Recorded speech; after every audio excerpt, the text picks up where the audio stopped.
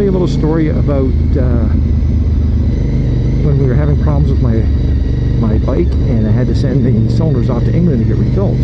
So I had to make some slight changes / modifications to my bike to get me by for, I think it was like 3 races. Now my bike was a 88 plus spec engine, so it was a lot different from what my previous engine was, which was an 87 engine. There's a picture of it here, so you can see the fact that the exhaust pipes come out on one side. It had something called ATAC, which is sort of like a power valve system to give the bike a larger power rev range, so the bike actually would pull coming out of corners at lower RPMs, which is one of the problems you have with 2-strokes. And here's a picture of the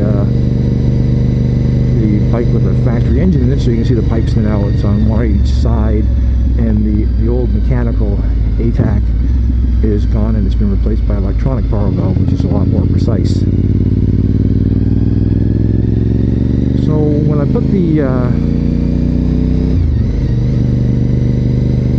when I took the old cylinders and sent them off to the UK to get redone, I still happen to have some of my 87 spec cylinders around. Now they were slightly different, but they would fit.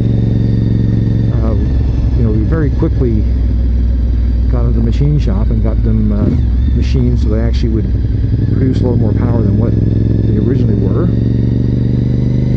And you know, we put them back on the bike, so we had the top end there. But then, of course, the electronic power valve system wouldn't fit because the old cylinders didn't have it, so that was going to be an issue. And of course, the mechanical power valve system that they used in 87 wouldn't fit either, because my engine didn't have the mechanical hookups for, you know, the old mechanical power valve. So we were looking at it, and it's like, okay, well, we had a set of you know, the power valve systems that were actually welded shut, so they didn't exist anymore. The guys, they were used at tracks at Daytona, where basically 90% of the track was full throttle or pretty close to it, and that was basically our only choice. So we bolted them on the bike, and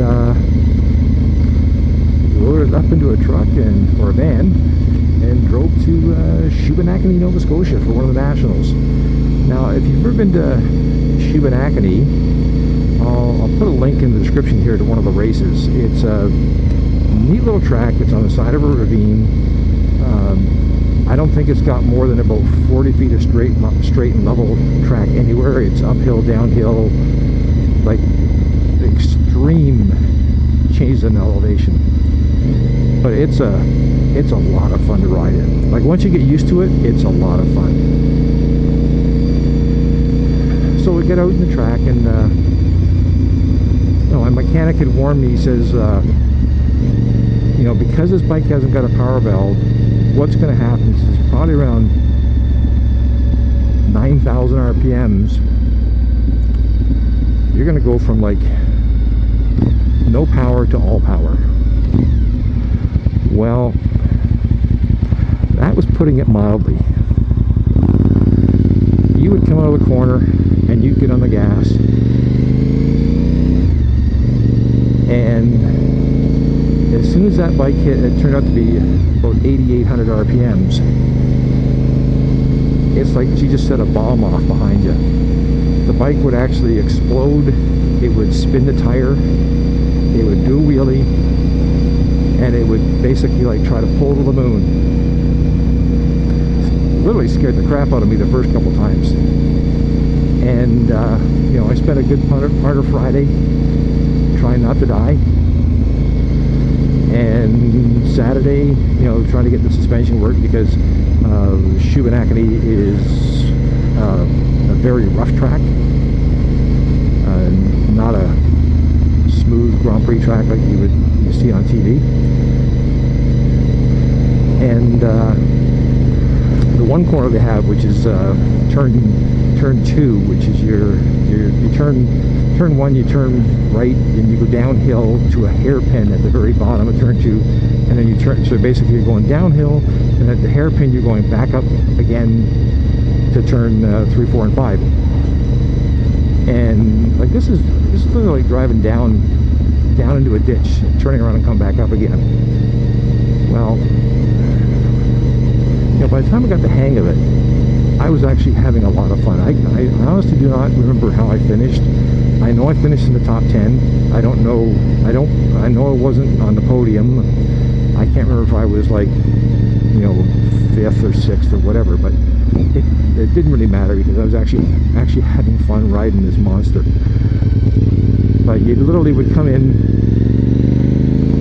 you go down that corner, and you have the bike leaned over, then the power band would kick in, and my bike was actually laying a black patch at the bottom of the hairpin. And even the super bikes, you know, would occasionally do that, but you know, I actually had corner workers come in to talk to me about it, you know, at the end of racing and whatnot for the night.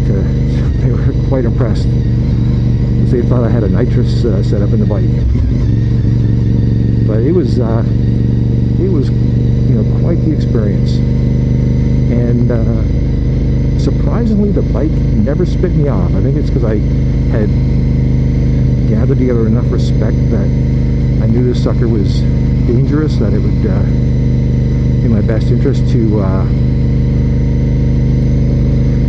not push my luck too badly. But it was a lot of fun, and in a way it was kind of sad to get rid of all those parts. But one of the guys I raced with needed parts for his bike because he chunked his engine, so I ended up selling him all my leftover 87 parts because I got my cylinders back.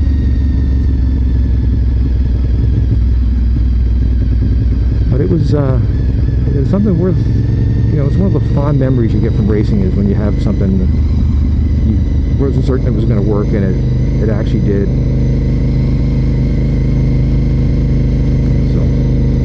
So anyways, that's a little side story of how, you know, sometimes things don't work when you try to make do.